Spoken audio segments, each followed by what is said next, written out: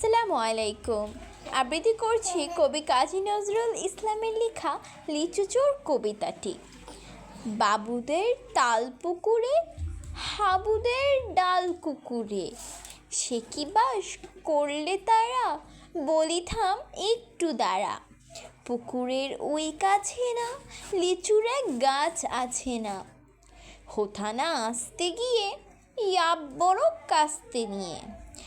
গাছে গো যেই চড়েছি, ছোট এক ডাল ধরেছি, ও বাবা মরাত করে পড়েছি সরাত জোরে।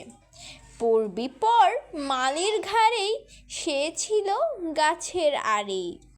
বেটা ভাই বড় নচ্ছার, ধুমাধুম গোটা দুচ্চার, দিলে খুব কিলো ঘুষি, একদম জোর সে ঠুসি।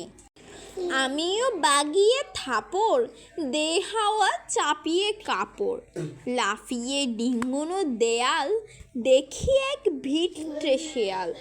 ও বাবা শেয়াল কোথা, ভেলোটা দাঁড়িয়ে হোথা। দেখে যেই আঁতকে ওঠা, কুকুরও জারলে ছোটা। আমি কই কম্ম কাবার, কুকুরেই করবে সাবার।